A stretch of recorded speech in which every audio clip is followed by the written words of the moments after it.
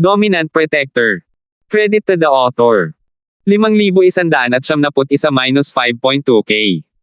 Ang mga pangalan po na nandito ay galing sa mga name generator. Kung meron man pagkakatulad sa mga pangalan ng tao o lugar at pangyayari, ito ay tunay na hindi sinasadya. Hindi napigilan ni John Feng ang sakit ng ulo. Bulong niya sa sarili, hindi ito tama. Hindi ko alam kung ano ang ginagawa ni Terence, pero parang mali ang gamot na ininom nila. Hindi kaya ng mga ordinaryong tao. Ano ang dapat nating gawin? Hindi niya maiwasang sumakit ang ulo. Nangako siya sa doktor. Paano kung magkamali siya sa pagkakataong ito at direktang kanselahin ng doktor ang kanyang kwalipikasyon para sa mahahalagang pagsasanay? Nang halos wala nang malay si John Feng, isa pang disipulo ng sekta ng Espada ng Nyebe ang lumapit, at tulad ni Mariano, pinilit niya ang kanyang puwersa ng Nyebe na pumasok sa arena. Ang resulta ay hindi siya nalabanan ng kanyang kalaban, at madaling natalo sa isang galaw lamang. Ito ang pinaka-normal na resulta, ngunit magiging problema kung lahat sila ay babaligtarin ang sitwasyon tulad ng ginawa ni Amara. Sa kaisipang iyon, biglang nagkaroon ng ideya si John Feng. Tiningnan niya sina Terence, Linlin, at ang iba pa na nakatayo sa di kalayuan, nagtatawanan at nag-uusap. Agad niyang naunawaan. Patuloy pa rin ang kompetisyon, pagkatapos ng foundation stage, magiging ganap na laban ang Sky Class. Kung wala man lang ganap na laban ang Sky Class, hindi sila magiging kwalipikadong lumahok sa pagsusulit dahil kahit na mayroon sila, sayang lang ang oras nila. 2 buwan na lang ang natitira, kung nasa huling yugto pa rin siya ng Sky Class peak o mas mababa pa, hindi siya makakarating sa foundation stage sa susunod na 2 buwan. Matatanggal siya, at hindi na niya kailangang sumali sa pagsusulit. Pagsapit ng gabi ng ikalawang araw, natapos na ang unang yugto ng labanan. Bumalik na ang lahat upang magpahinga. Pagkatapos ng pagsikat ng araw sa ikatlong araw, magsisimula na ang ikalawang yugto ng labanan. Ayon sa karaniwang gawain, ang unang round ay magiging isang hamon sa iba't ibang antas. Sa unang round, lahat ay nanonood, at tanging si Tianyong lamang ang tumayo upang hamanin si Terence, ngunit natikman niya ang pagkatalo sa unang pagkakataon. Ngayon, sa ikalawang round, pagkatapos ng 2 araw ng maingat na pagsasaalang-alang, bukod pa sa unang round ng mga laban, ang lakas ng lahat ay halos na ipakita na, sapat na para magamit ng lahat bilang sanggunian. Gaya ng inaasahan, mas maraming tao ang pumiling hamanin ang mga mas mataas ang antas kaysa sa kanila sa pagkakataong ito. 7 sila sa kabuuan, at ang nakakuha ng pinakamalaking atensyon ay si Tianyong, na siyang humahamon muli sa kanila.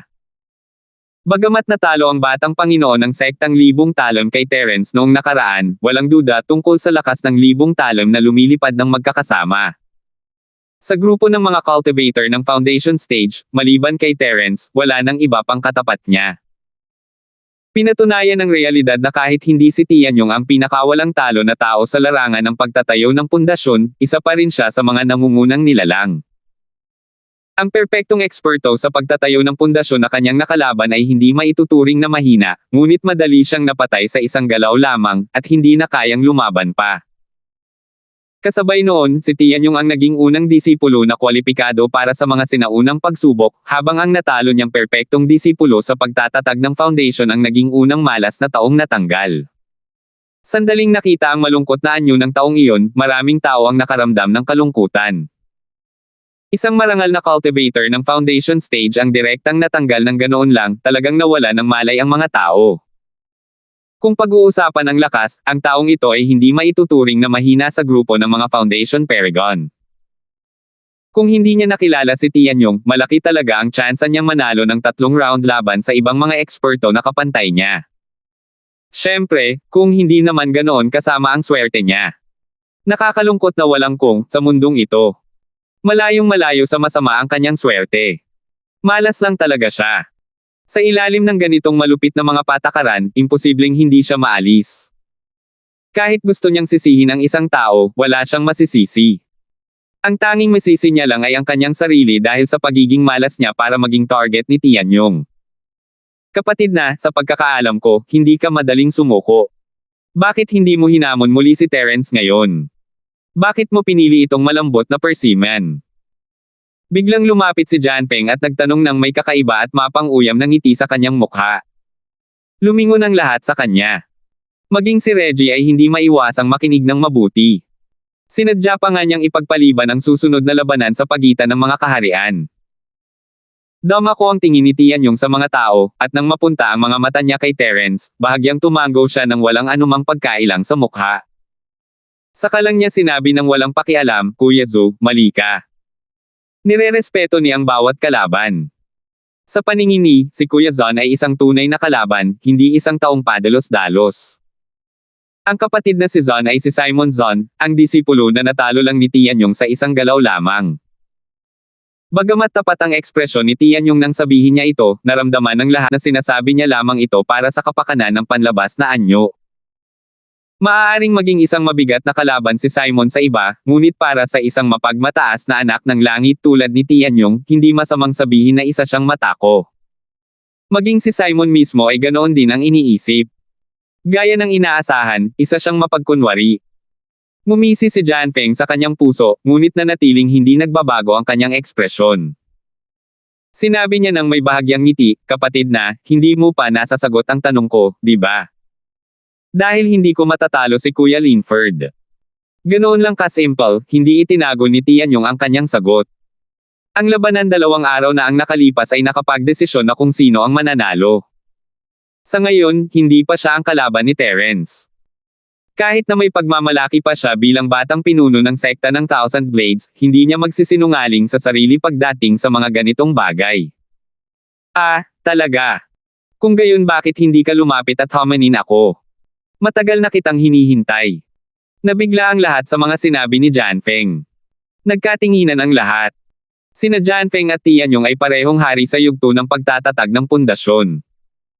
Sayang at hindi pa sila nagkaroon ng pagkakataong maglaban ng harapan, at hindi rin naman nagkita ang hari. Dahil dito, kung sino ang mas malakas sa kanilang dalawa ay palaging isa sa mga pinakamainit na paksa sa mga lansangan. Gayunpaman, hindi pinili ni Tianyong si Jianfeng sa dalawang magkasunod na hamon sa pagitan ng dalawang yugto, na ikinadismaya ng lahat. Sino ang mag-aakala na si Jianfeng ay talagang gugulo kay Tianyong sa publiko sa oras na ito? Maaari kayang gusto pa niyang makipag-away kay Tianyong.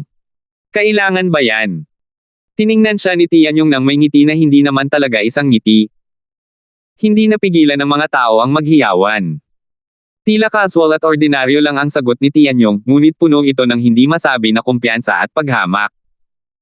Para bang sa kanyang paningin, si Jianfeng ay hindi kapantay niya, at hindi naman kailangang sadyang manalo. Ha. Tumawa si Jianfeng hanggang sa malagutan siya ng hininga. Maya-maya, bigla niyang sinabi, tama ka, hindi na kailangan yan. Habang sinasabi niya ito, opisyal na niyang naidagdag ang pangalan ni Tianyong sa kanyang listahan ng mga dapat patayin.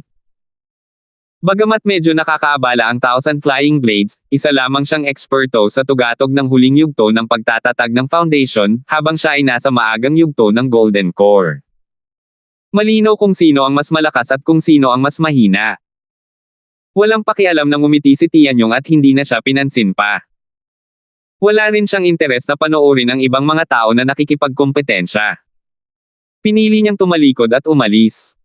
Pagkatapos ng interlude, nagpatuloy ang iba pang mga labanan.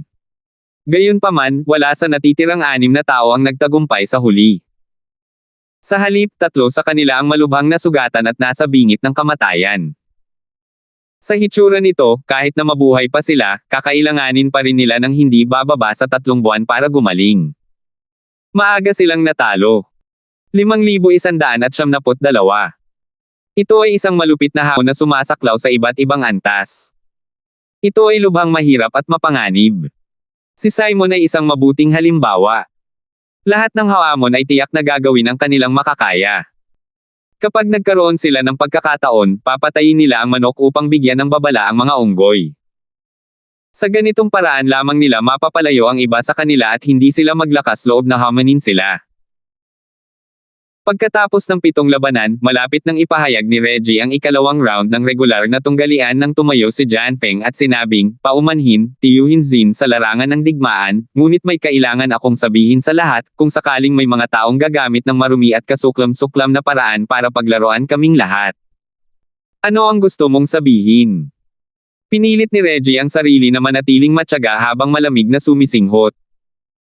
Ang kasalukuyang impresyon niya sa tuktok ng espadang may nyebe ay nasa pinakamababang punto na, at kung hindi lang dahil sa katotohanang nanunood ang lahat, tiyak na hindi siya magiging ganito kagalang-galang. Ang gusto kong sabihin ay nagpadala ang ating sekta ng espada ng nyebe ng isang traidor. Dahil sa traidor na ito kaya natalo ang ating sekta ng espada ng nyebe sa isang labanan na hindi dapat natin natalo. Itinaas ni Jianfeng ang kanyang daliri at itinuro ang isang tao. Si Linlin iyon. Biglang naging sentro ng atensyon si Linlin, at hindi niya alam ang gagawin. Mabuti na lang at nakatayo si Terence sa tabi niya, at isang tingin lang ang nakapagpatahimik sa kanya. Sumagot siya, una, hindi ako traidor. Hindi pa kailanman inanunsyo ng Snow Sword Sect na isa akong traidor. Pangalawa, hindi ko alam kung anong kalokohan ang pinagsasabi mo. Ano ang kinalaman sa akin ng pagkatalo sa tunggalian ng disipulo ng Snow Sword Sect? Ngumisi si Jianfeng at itinuro si Mariano, sige, bakit hindi mo sabihin sa amin kung paano natalo ni Amara ang isang malakas na tulad ni Mariano sa isang galaw lang? Siyempre, dahil mas maayos ang tiyempo ni Amara, at minamaliit ni Mariano ang kanyang kalaban. Ano ang kakaiba sa pagkatalo? Hindi sangayon na sabi ni Linlin. Tama iyan. Halata naman ito sa lahat. Isa itong klasikong halimbawa ng panalo ng mahina laban sa malakas. Walang dapat pagdudahan, sang-ayon ni Reggie. Sa palagay ko ay hindi. Napakatalino ng pagkontrol ni Amara sa ritmo, at minamaliit ni Mariano ang kanyang kalaban, ngunit kung aasa lamang tayo sa dalawang puntong ito, mahuhuli lamang niya ang isang kahinaan sa kanyang kontra-atake. Bakit hindi ninyo ilagay ang inyong mga sarili sa kanyang kalagayan?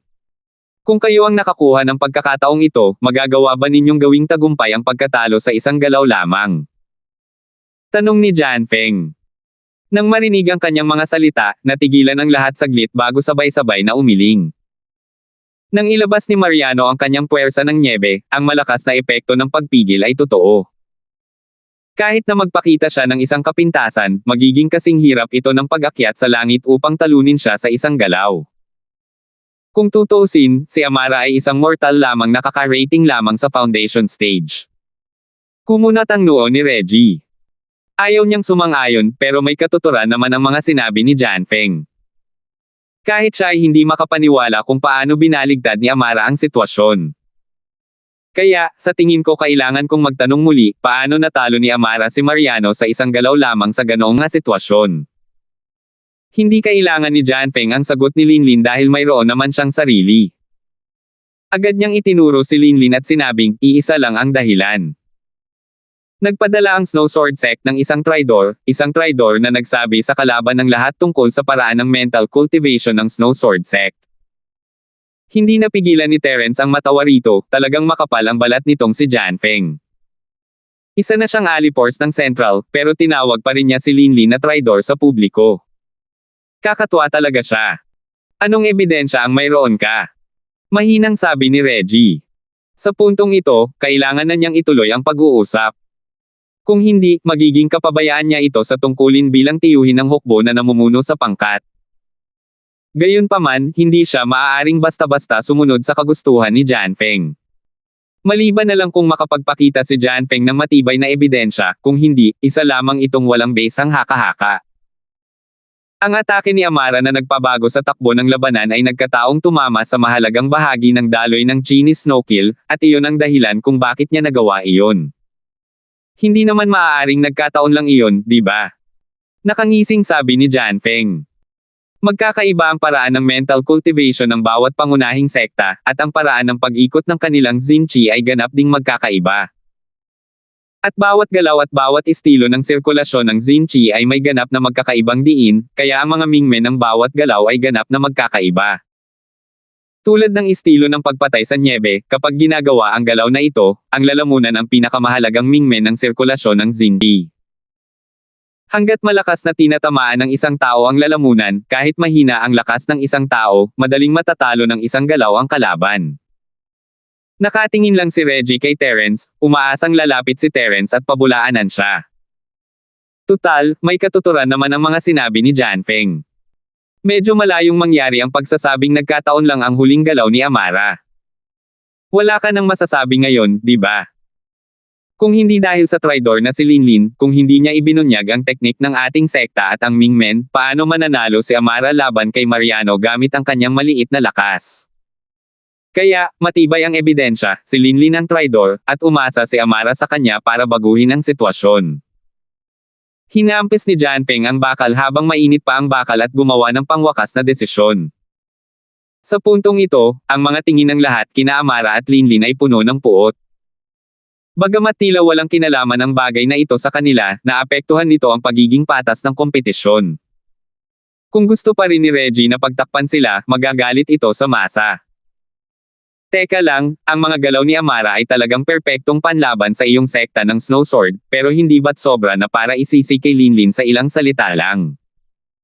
O ito lang ba ang meron ka, Janfeng?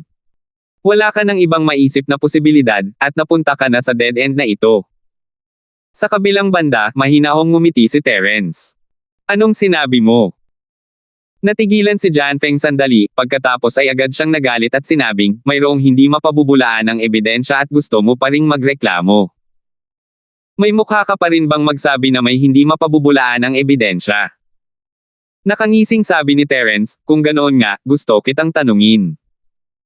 Sa unang bahagi ng labanan sa yugto ng pagtatatag ng Foundation kahapon, hindi lang ang Snow Sword sect mo ang napigilan. Ang iba pang matuwid na sekta ay napigilan din namin. Hindi mo naman siguro sasabihin na pinagtaksilan kami ng lahat ng sinaunang sekta at isiniwalat ang kanilang mga pamamaraan sa paglilinang, di ba? Iyan ay. Nabulunan si Janfeng, at nagsimulang mag-usap ang iba. Sa pag-iisip noon, katulad nga ng sinabi ni Terence kahapon, hanggat may isa sa kanyang mga tauhan ang say sa lakay, kahit sa ang sekta nagmula ang kalaban, masusupol sila. Halata naman. 5,173.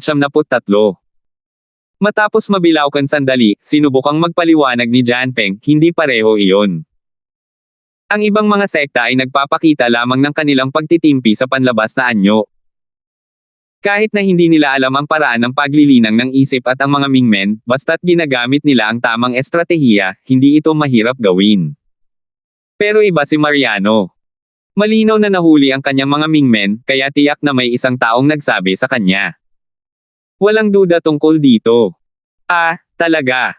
Kaya sinasabi mo na hanggat kaya nating bantayan ang mga Mingmen, tiyak na may nagbalita sa atin. Sabi ni Terence nang may bahagyang ngiti. Siyempre, kung walang magsusumbong tungkol sa atin, hindi naman siguro yun basta-basta, di ba? Single ni Janfeng. Tiningnan ni Terence ang ekspresyon ng lahat at nakita niyang hindi sila lubos na naniwala sa kanya, kung gayon, ano ang sasabihin mo kung kahit ako ay madaling makakapit sa mga Mingmen ng kalaban? Paano nangyari iyon? Pang-uuyam ni Janfeng. Kahit na mas malakas si Terence kaysa sa kanyang kalaban, lakas lang ang kanyang panalo. Imposibleng matukoy ang kahinaan ng kanyang kalaban maliban kung alam niya ang sining ng practitioner ng kanyang kalaban at lahat ng kanyang mga galaw. Hindi pa kasama rito ang hindi pa nagsisimula ang bunutan, at hindi pa nila alam kung sino ang kanilang kalaban. Kalokohan lang ang mga sinabi ni Terence para kay Janfeng.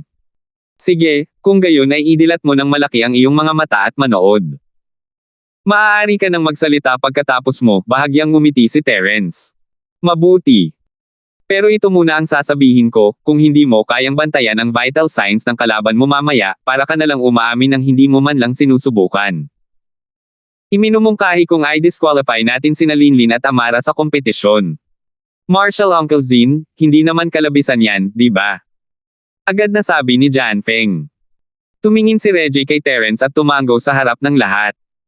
Tutal, sayang naman kung isisiwalat nila ang puso ng sekta ng Snow Sword sa publiko. Maaari niya lamang silang idiskwalipika bilang babala.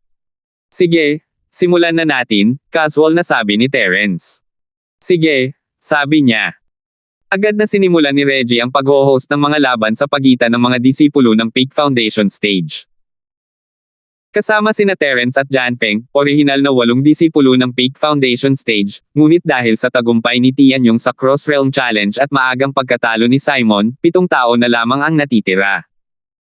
Bagamat medyo mahirap itong ayusin, hindi naman ito imposibleng malutas.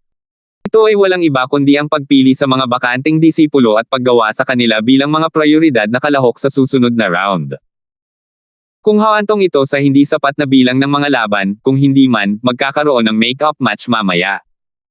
Mabilis na lumabas ang resulta ng draw. Ang kalaban ni Terence ay ang tanging babae sa Peak Foundation stage, ang pinuno ng Yellow Storm sect ng Middle Island Alliance, si UB Doreen. Bagamat isa siyang babae, bawat galaw ng UB na ito ay matapang at may kabayanihan. Siya ay medyo lalaki. Bukod pa rito, maging ito man ay sa kanyang pananamit o sa kanyang ugali, siya ay lubos na panlalaki. Isa siyang babaeng may sariling katangian. Umangat ang mga labi ni Janfeng. Sinabi ni Terence na madali niyang makakapitan ang mga Mingmen ng sinumang kalaban, ngunit ang sekta ng Leaf Spirit na ito ay isa sa mga pinakamahiwagang sekta sa buong sinaunang alyansa. Ang kanilang mga galaw ay parang multo at ang kanilang mga galaw ay pambihira. Kahit si Janfeng ay walang gaanong alam tungkol sa kanila. Hindi niya man lang mapangalanan ang kanilang mga galaw, lalo na ang kanilang mga Mingmen. Sa ganitong kalabang kalaban, talo ang taya ni Terence. Pakiusap, sabi niya. Dahan daw ang pumasok si Terence sa arena at nagbigay ng isang mapang-akit na senyales kay UB. Bahagyang tumango si UB ngunit hindi nagsalita. Lumapit siya kay Terence. Kakaiba ang kanyang galaw, parang dahon na nililipad ng hangin, pakaliwa at pakanan, ngunit hindi naman mabagal ang kanyang bilis. Nasa harap na siya ni Terence sa isang kisap mata. Ang teknik sa paggalaw ni UB ay may diwa ng kawalan ng kayakan ng Leaf Spirit Sect. Bagamat hindi siya kasing kahanga-hanga ni Tianyong, itinuturing pa rin siyang isang bihira at natatanging figure sa parehong henerasyon ng mga disipulo sa sinaunang alliance. Hindi napigilan ni Reggie ang bumantong hininga.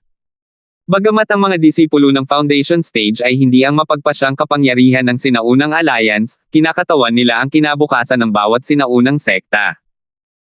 Ang isang matibay na disipulo ng Foundation stage ay nangangahulugan na ang sekta ay may matibay na pundasyon at magandang kinabukasan. Sa kabilang banda, kung ang lahat ng mga disipulo ng Foundation stage ay mahina, ang kinabukasan ng sinaunang sekta ay magiging malungkot. Kung titingnan ng buong sinaunang maliit at mapang-akit na mundo, ang Thousand Blade Sect ay mayroong nakakagulat na talentong si Tianyong, ang Snow Sword Sect ay mayroong makapangyarihang si Janfeng, at maging ang Leaf Spirit Sect ay mayroong natatanging si UB. Silang lahat ay mga reserbang puwersa ng Middle Island Alliance. Sa kabilang banda, ang North Island Alliance ay ordinaryo lamang. Matagal na panahon na mula nang magkaroon sila ng ganito kagaling na disipulo. Sa ganitong bilis, magiging mahirap para sa North Island Alliance na mapanatili ang pantay na posisyon sa gitnang Island Alliance matapos ang pagdami ng mga taong ito ng paisa-isa sa loob ng 100 taon. Nag-aalala si Reggie, ngunit agad na nagbago ang sitwasyon. Hindi mahuhulaan ang teknik ng paggalaw ni UB, ito ang naranasan ng kanyang kalaban sa huling laban. Ngunit sa pagkakataong ito, kalaban niya si Terence. Pagkatapos ng maraming taon ng pag-unlad, ang Butterfly Microstep ay hindi rin gaanong mahuhulaan kaysa sa teknik ng paggalaw ni Yellow Storm, at ang kanyang bilis ay higit pa rito. Gusto sanang umasa ni UB sa teknik ng paggalaw ni Yellow Storm para makapag-inisyatibo, pero bago pa man niya mahuli si Terence bilang target, pamwesto na si Terence sa likuran niya. Halata kung sino ang mas magaling. Nagliwanag ang mga mata ng lahat. Si UB ay tunay ng isang taong kayang supulan si Tianyong hanggang sa puntong wala na siyang magawa. Hindi naman mahina si UB, pero wala pa rin siyang kwenta sa harap ni Terence. Gayunpaman, mayroon pa ring kalmado at kumpiyansang ngiti sa mukha si Janfeng. Siyempre, alam niyang mas malakas ang lakas ni Terence kaysa kay UB, pero ano ngayon? Ang postahan niya kay Terence ay hindi tungkol sa kung sino ang mananalo o matatalo, kundi kung makakapit ba si Terence sa mga Mingmen ni UB. Ang hirap nito ay libu-libong beses na mas mahirap kaysa sa panalo o matalo. Maliban na lang kung alam ni Terence ang lahat tungkol sa sining at pamamaraan ng practitioner ng Spirit Leaf Sect, halos imposibleng gawin niya ito. Malakas ka nga talaga. Pero, hindi ganoon kadaling talunin ako. Sumulyap si UB kay Terence mula sa gilid ng kanyang mga mata. Alam niyang hindi makakatakas si Yellow Storm sa paghabol ni Terence gamit lamang ang kanyang teknik sa paggalaw. Bukod pa rito, hindi pa gaanong mataas ang kanyang tsansa na manalo. Kung iiwasan lang niya, wala siyang magiging pagkakataon. Pagkatapos niyang magsalita, ibinoko ni UB ang kanyang palad at dahan-daang nalaglag ang isang nalalantang dahon. Ang intensyong pumatay ay tumaas mula sa lahat ng direksyon habang nararamdaman niya ang lamig ng intensyong pumatay. Parang lamig ng huling bahagi ng taglagas, at maging si Terence ay hindi maiwasang maramdaman ang paglamig ng kanyang dugo. Ang pinakanakakagulat ay pagkatapos mahulog ang dahon, si Yubi, na dapat sana ay nasa harap niya, ay nawala ng walang bakas. Para bang ang kanyang buong pagkatao ay naging kaisa ng kapaligiran, at maging ang kanyang aura ay nakatago ng walang kamali-mali. 5,174. Isang nalalaglag na dahon ang nagsasabi sa mundo ng taglagas. Ang mga galaw ng Leaf Spirit Sect ay palaging hindi mahuhulaan. Bumantong hininga si Reggie.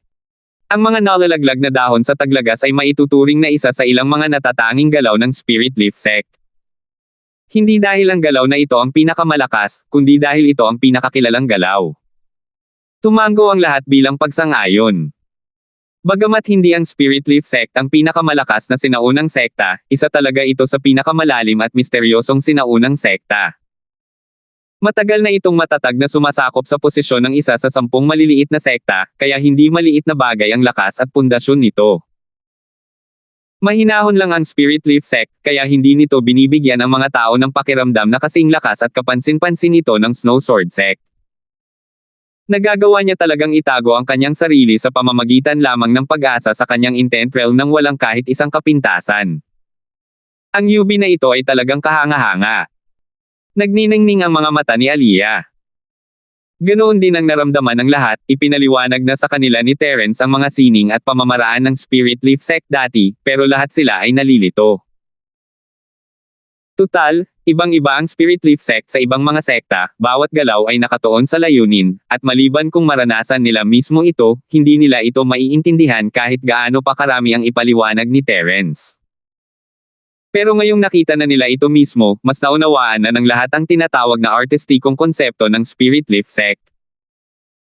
Kasabay nito, hindi nila maiwasang isipin na mapalad sila na hindi sila nakatagpo ng kahit sinong disipulo ng Spirit Leaf Sect sa unang round. Kung hindi, kahit na mayroon silang counter-attack style na itinuro sa kanila ni Terence, hindi nila ito magagamit. Sa katunayan, hindi ito kakaiba. Hindi mo ari ang buong sekta ng Leaf Spirit. Dahil sa kakaibang mga kinakailangan para sa mga kwalipikasyon, ang bilang ng mga disipulo sa sekta ay palaging maliit. Sa pagkakataong ito, 4 na disipulo lamang ang nakikilahok sa secular na karanasan sa mundo, at isa lamang sa kanila ang nasa maagang yugto ng pundasyon ng pagtatayo ng kaharian. Hindi malaki ang posibilidad na magkita-kita ang lahat sa pamamagitan ng pagbunot ng palabunutan. Tama. Ang kanyang teknik sa Leaf Spirit Movement ay sapat na ang lakas, at mas maayos pa ito kapag ginamit sa mga nalalaglag na dahon sa taglagas. Hindi ko nga makita ang posisyon niya gamit ang mata, lalo na ang kontra-atake. Kumunat ang noo ni Amara. Mabuti na lang at si Boss Terence ang kalaban niya. Kung tayo yan, dito na lang tayo naghihintay ng kamatayan, sabi ni Chester. Hehe, masyado kayong nag-iisip. Si Yubi ay isang peak foundation stage expert. Ano ang kinalaman niya sa atin? Sa pinakamarami, makakakilala lang tayo ng isang early stage foundation building expert.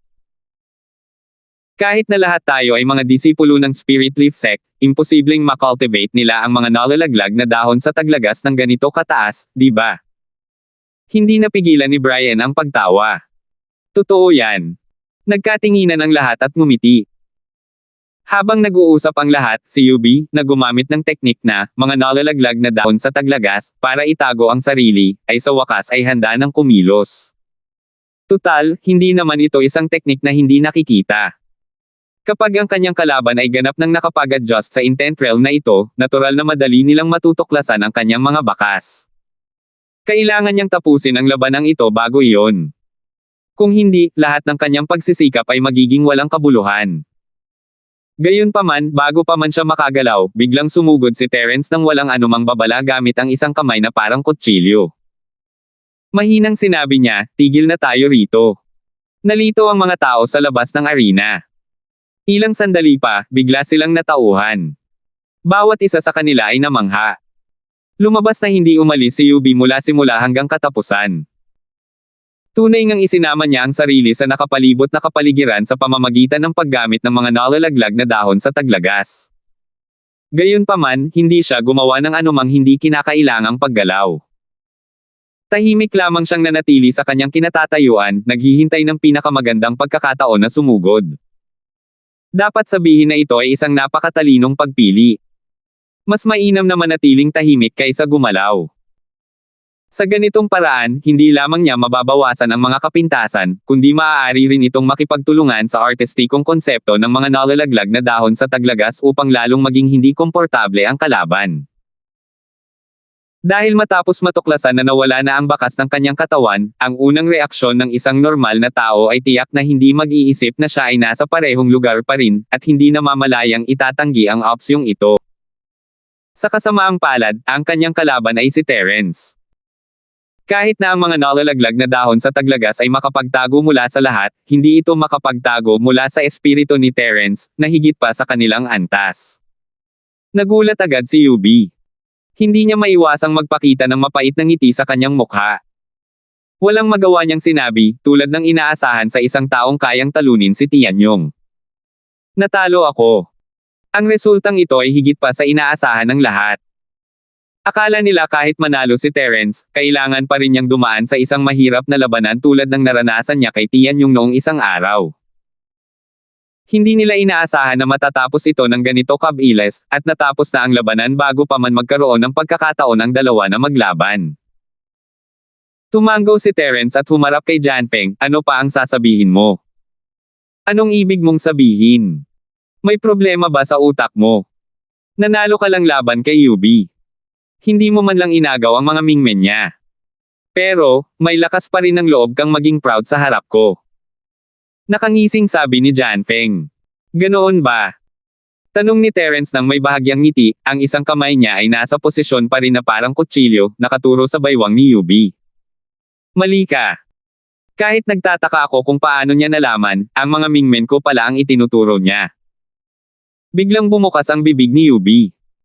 Kung hindi itinuro ni Terence ang mga mingmen niya, hindi siya agad aamin ng pagkatalo.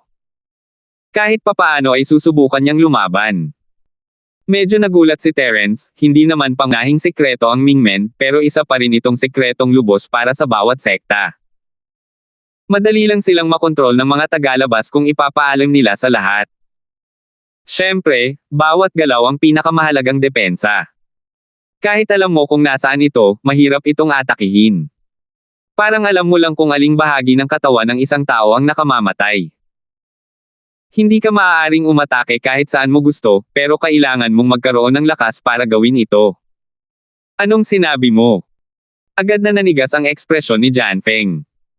Hindi niya inakalang aaminin ito ni Yubi sa publiko. Dali-dali niyang sinabi, Yubi, huwag mong sabihin na nakatanggap ka ng ilang benepisyo mula sa kanya kaya ka nagpapanggap sa harap namin. Nagtinginan ang lahat. Bagamat medyo may kinikilingan ang hinala, ang pag-amin ni Yubi ay talagang masyadong diretso.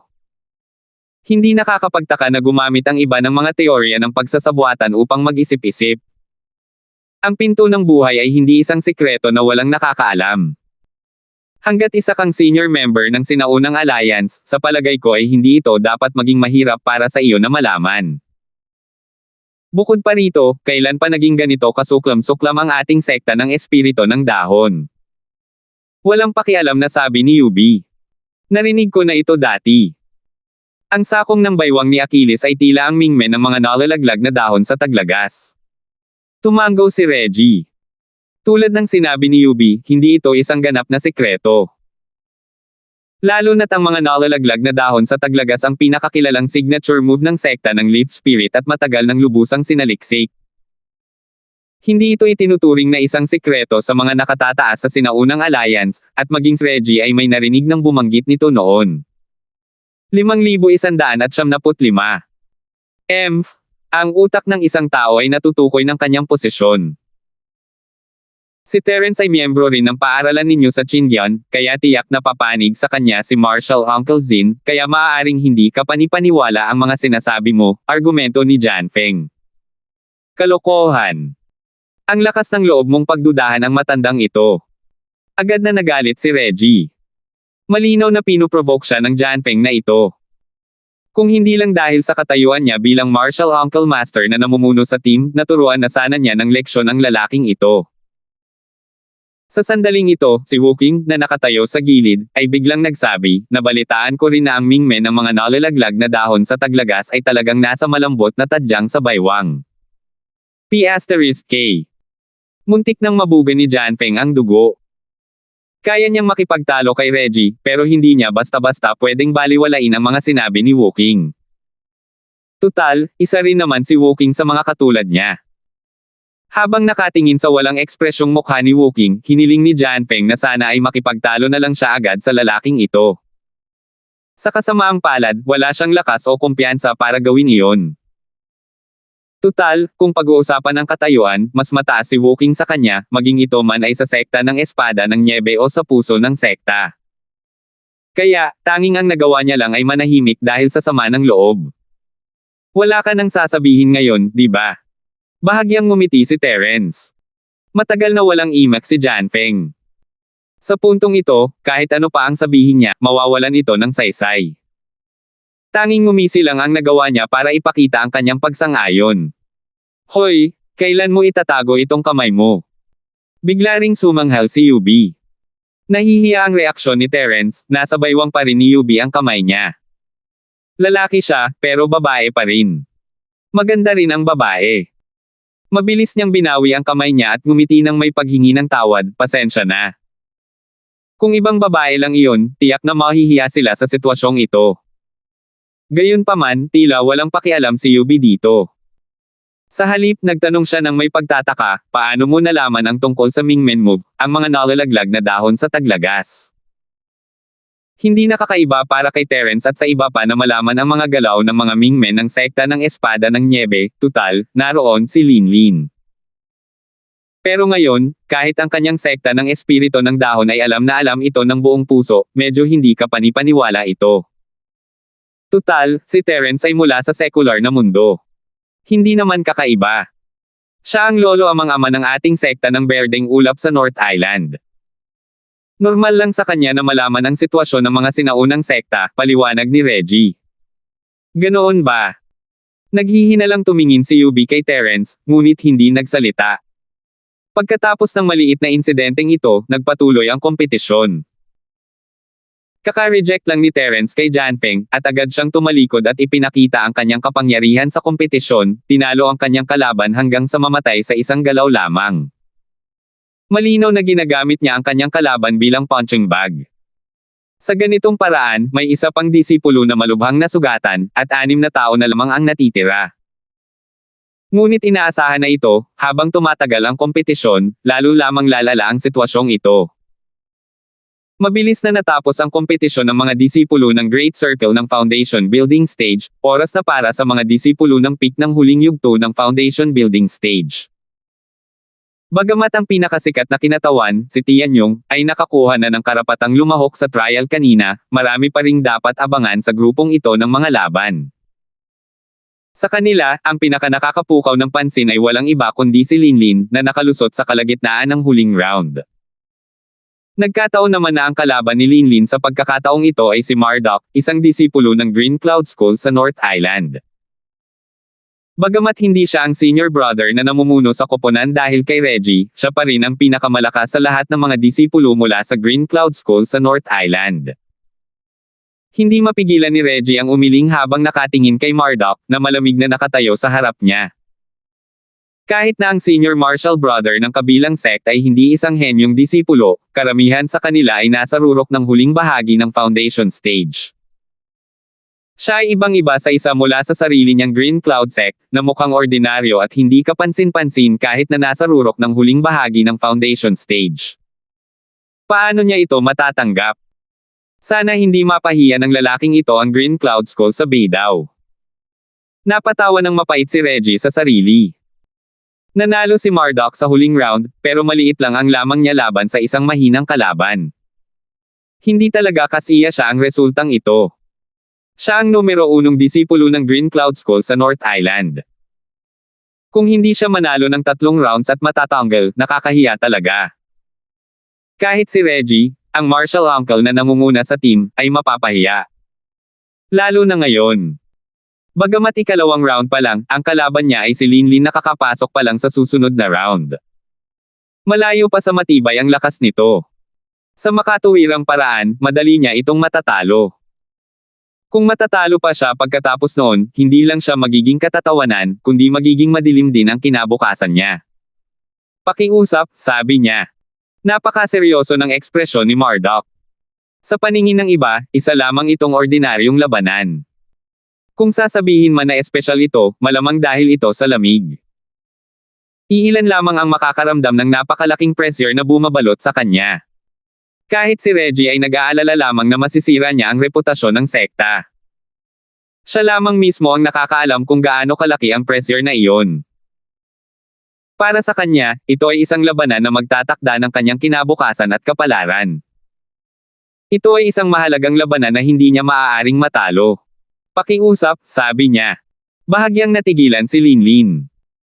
Bagamat ang kompetisyon sa paglilitis ay may kaugnayan sa karapatang lumahok sa mga sinaunang paglilitis, hindi ito isang partikular na mahalagang kompetisyon sa asensya. Sa pangkalahatan, sapat na ito para harapin ito gaya ng dati. Bihira na makakita ng isang taong tulad ni Marduk na naghihintay ng may ganitong kaseryosohan. Gayunpaman, ang ugali ni Marduk ay nagbigay sa kanya ng kaunting pressure. Tutal, kakabreak niya lang. Lalo na't hindi pa niya lubos na napagtitibay ang kanyang lakas, hindi pa rin siya lubos na nakaka-adjust sa rurok ng huling bahagi ng foundation stage. Ngayon nakaharap na niya si Marduk, sa totoo lang, siya ang nasa kawalan. Dahil sa impluwensya nilang dalawa, nagsimulang maging mabigat ang atmosfera ng buong lugar. Unti-unting humina ang mga boses ng karamihan habang nakatuon ang kanilang mga mata kina Linlin at Marduk. Lahat sila ay palihim na nag-iisip sa kanilang mga puso, sino kaya ang unang kikilos? Karaniwan, sa ganitong uri ng kompetisyon, ang mas malakas na panig ang unang gagawa ng hakbang at makakakuha ng inisyatiba. Gayunpaman, umakto si Marduk na parang nakaharap niya ang isang malaking kaaway. Sa unang pagkakataon, nagkusa siyang magpakita ng depensa na talagang nakakagulat. Hindi ba't masyadong maingat ang lalaking ito? Hindi maiwasan ng mga tao na magtinginan. Nang sila ay natulala, gumalaw ang figure ni Linlin at nanguna siya para maglunsad ng isang atake. Ang mga sandatang ginagamit ng mga disipulo ng sinaunang sekta ng espada ng Niebe ay kadalasang mga espada, habang ang ilan ay pipili ng mga sandatang tulad ng mga sable at sibat. Gayunpaman, si Linlin ay isang exception. Hanggang ngayon, hindi pa siya espesyal na nakakapaglinang ng anumang sandata, at ang tanging paraan niya ng pakikipaglaban ay ang malapitang labanan. Hindi ito dahil sa sadyang gusto niyang maging malaya, kundi dahil lamang sa kaayusan ng kanyang amo. Dapat malaman na ang kanyang pundasyon ay ang kanyang pangangatawan na nakakabasag ng yelo. Bago niya lubusang mapaghusay ang kakayahan ng kanyang pangangatawan na nakakabasag ng yelo, ang padalos-dalos na paglilinang ng anumang sandata ay maituturing na parang pagbunot ng mga panla upang makatulong sa paglaki ng mga ito, at maaari pang ang maliga. 5,176. Lalo na noong nasa maagang yugto pa lamang siya ng foundation building realm bago niya iwan ang secular na mundo upang makakuha ng karanasan. Normal lang sa kanya ang hindi gumamit ng anumang arma sa antas na ito. Maraming mga disipulo ang magsisimula lamang na maging dalubhasa sa isang partikular na armas kapag narating na nila ang kalagitnaan ng foundation building realm. Gayunpaman, walang mag-aakala na makakausad si Linlin hanggang sa tugatog ng huling yugto ng foundation building realm sa loob lamang ng 10 buwan. Kahit ang kanyang Panginoon ay malamang na magugulat kapag narinig niya ang tungkol dito. Dahil dito, si Linlin ay naging isang ganap na anomalya sa sinaunang sekta ng Snow Sword. Malinaw na isa siyang eksperto sa tugatog ng huling yugto ng pagtatatag ng foundation, ngunit wala man lang siyang wastong sandata at maaari lamang lumaban gamit ang kanyang mga kamao at binti. Pero kahit na ganoon, hindi naglakas loob si Marduk na magpakawala ng bantay. Kinakabahan siya, natatakot na baka turuan ni Terence si Linlin ng isang espesyal na hakbang para kontrahin ang kanyang sekta na Qingyan. Tutal, napakaraming mga nakaraang halimbawa, hindi niya maiwasang mag-alala. Ang hindi nila alam ay tinuruan lang pala ni Terence sina Amara at ang iba pa kung paano kontrahin ang galaw ng isa't isa. Kung tungkol naman kay Linlin, wala siyang ginawang anumang pananaliksik tungkol sa aspetong ito. Simple lang ang dahilan, hindi niya ito kailangan. Ang dahilan kung bakit kinailangang gumugol ng napakaraming oras at pagsisikap si Terence sa pagsasaliksik ng mga kontrataktika ng iba't ibang sekta ay dahil sina Amara at ang iba pa ay nasa kanilang foundation stage pa lamang kamakailan. Masyado silang mahina, at kung hindi nila gagamitin ang paraang ito, magiging napakahirap para sa kanila na makapasok sa pagsusulit. Ngunit naiiba si Linlin, dahil sa kanyang potensyal at lakas, hindi mahirap para sa kanya na manalo ng 3 round. Ang pinakakailangan ni Linlin sa yugtong ito ay ang aktwal na karanasan sa pakikipaglaban. Kung gagamit siya ng ganitong uri ng panlilinlang, mas madali siyang mananalo, ngunit para na rin itong pag-una sa kariton kaysa sa kabayo. Hindi siya hahayaang gumawa ng ganoong katangahan. Sa isang kisap mata, humakbang ang binti ni Linlin palapit sa kanya.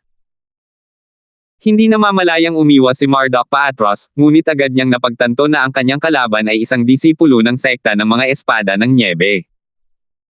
Kung umiwas siya ng ganito, hindi ba niya hahayaan itong hubugin ang kanyang anyong Nyebe?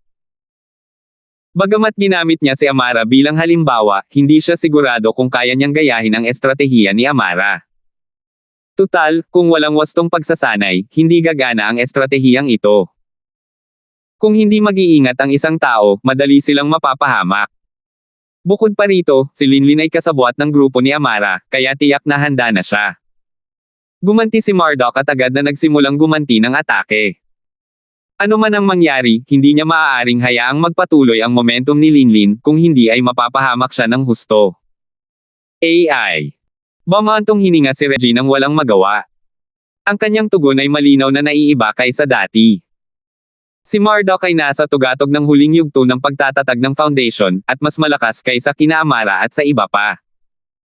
Gayunpaman, pagdating sa karanasan at potensyal sa pakikipaglaban, hindi niya maihahambing sina Amara at sa iba pa, lalo na ang mahuhusay na si Linlin. Hindi labag sa inaasahan ni Linlin ang pag-atake ni Marduk. Sa pagkakataong ito, si Linlin naman ang umatras. Gayunpaman, matagal na niyang inihanda ang sarili na sumulong sa pamamagitan ng pag-atres. Hindi pa nga nagagalaw ni Marduk ang kahit isang hibla ng buhok niya pagkatapos ng 3 galaw. Sa huli, isang sandali ng pagkataranta ang nagpakita ng kahinaan, at nakahanap si Linlin ng pagkakataon para agad na magpadala ng sipa. Bang! Bang! Dali-daling itinaas ni Marduk ang mahabang tungkod na hawak niya para harangan ang harapan niya, halos hindi niya magawang depensahan ang sarili laban sa lakas ng sipa ni Linlin.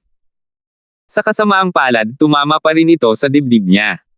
Kahit mahina lang ang suntok niya, sapat na iyon para kay Linlin. Huwag mong kalimutan na mayroon siyang konstitusyon na nakakabasag ng yelo. Halata na ang epekto ng pagpipigil ng nyebe. Sapat na ito para mabawasan ang bilis ng teknik ng paggalaw ng isang tao ng mahigit 30%. Gayunpaman, wala itong kwenta kung ikukumpara sa likas na talento ng pangangatawan na nakakabasag ng yelo. Kahit na malayo pa si Linlin sa ganap na paglabas ng lakas ng kanyang katawan na nakakabasag ng yelo, nakaramdam si Marduk ng lamig sa katawan niya matapos siyang sipin nito. Dahil sa hindi inaasahang pangyayari, nabawasan ng malaki ang kanyang bilis. Tapos na. Napailing si Reggie. Alam niyang si Linlin ay mayroong nakakabasag na konstitusyon, ngunit si Marduk ay madali pa ring maantig nito. Sa kritikal na sandali, itinapon pa niya sa kanyang isipan ang kanyang mapagtanggol na Zinchi. Paano siya mananalo ng ganito? Kapag nakaharap sa isang kalaban na tulad ni Linlin, kahit anong uri ng kontra-hakbang ang gawin, karaniwang sentido komon na panatilihin ang proteksyon na Zinchi sa lahat ng oras. Ito ay dahil sa pamamagitan lamang nito maiiwasan ng isang tao ang direktang pag-atake hanggat maaari at mabawasan ang epekto ng paghihigpit ng katawang bumabasag ng yelo. Kung hindi, walang paraan upang lumaban. Gaya ng inaasahan, matapos magtagumpay ang unang galaw ni Linlin, agad siyang sumunod ng sunod-sunod na walang pakundangang pag-atake. Lubos na napigilan ang bilis ni Marduk. Kahit gusto niyang makatakas, hindi niya magawa. Ang magagawa niya lang ay ihanda ang sarili at harapin ito. Gayunpaman, sa ganitong mga sitwasyon, paano niya makakayanan si Linlin na ang mga pag-atake ay panay ang takbo ng panay? Agad na lumala ang sitwasyon. Napanganga ang lahat. Dapat sanay si Marduk ang may kalamangan sa labanang ito, o kahit papaano ay pantay ang laban, ngunit hindi nila inaasahan na ganito ang kalalabasan. Kung magpapatuloy ito, sandali na lang bago manalo si Linlin. Hehe, ang Green Cloud School ng Hilagang Isla ay talagang puno ng talento. Humanga ako, pangiinis ni Janfeng. Ayaw niyang makitang cold sa limelight, pero ayaw din niya kina Reggie at Beidao's Green Cloud School. Hindi naman masamang kunin ang pagkakataong ito para kutsain sila. Sumanghel si Reggie at hindi sumagot. Hindi naman sa ayaw niyang bumoto, ngunit ang mahinang pagganap ni Marduk ay nagpahiya sa kanya para gawin ito. Ang sekta ay puno ng mga ordinaryong disipulo. Ang kinabukasan ng sekta ng Berdeng Ulap sa Hilagang Isla ay talagang nakababahala. Nahiya rin ang iba pang mga disipulo ng Green Cloud School sa North Island. Dahil dito, mas lalong lumala ang ipinakita ni Marduk sa arena. Nasa ilalim na siya ng matinding pressure, kaya naman naging abnormal ang kanyang pagganap. Ngayong tinuturo na siya ng lahat, mas lalo siyang kinabahan. 70% lang ng kanyang lakas ang kaya niyang ipakita, pero ngayon, 50% na lang ang hindi niya kayang ipakita. Ang sitwasyon ay ganap na isang panig lamang. Maaari pa ring magtiis si Marduk ng ilang sandali, ngunit ngayon ay wala na siyang lakas para lumaban. Malapit nang mapagpasyahan ang tagumpay. Hindi ako matatalo. Hindi ako matatalo. Dahil napilitan siyang umatras, ang buong katawan ni Marduk ay nagsimulang mag-hysterical. Hindi niya pinansin ang patuloy na pag-atake ni Linlin, at marahas na nagsimulang gumanti ng atake sa isang baliw na paraan. Kapag ang pressure ay umabot sa kritikal na punto, ang ilang mga tao ay tuluyang maghihina at maghihisterya pa. Ang ilang mga tao ay muling isisilang na parang isang phoenix. Maliwanag, hindi si Marduk ang huli. Kung pinili ni Marduk na gamitin ang pamamaraang ito ng pagpapalitan ng pinsala sa pinsala mula pa sa simula, isa sana itong matalinong estratehiya. Tutal, mayroon siyang lubos na kalamangan sa lakas. Bagamat tiyak na uubos ito ng malaking bahagi ng kanyang enerhiya at maaaring mag-iwan pa sa kanya ng malubhang pinsala, ang kanyang pagkakataong manalo sa labanang ito ay mas mataas kaysa kay Linlin. Sa kasamaang palad, hindi niya ito namalayan. Pero sa puntong ito, wala nang pagkakataon si Marduk na ipagpalit ang pinsala para sa pinsala. 5,177. Lubos siyang napigilan ng nakakabasag na pangangatawan ni Linlin. Hindi siya binigyan ni Linlin ng pagkakataong labanan ito ng harapan. Sa ganitong mga pagkakataon, kahit si Marduk na nasa tugatog ng kanyang kapangyarihan ay hindi magkakaroon ng pagkakataon, bukod pa sa nawala na siya ng kontrol sa kanyang emosyon. Ang resulta ay gaya ng inaasahan ng lahat.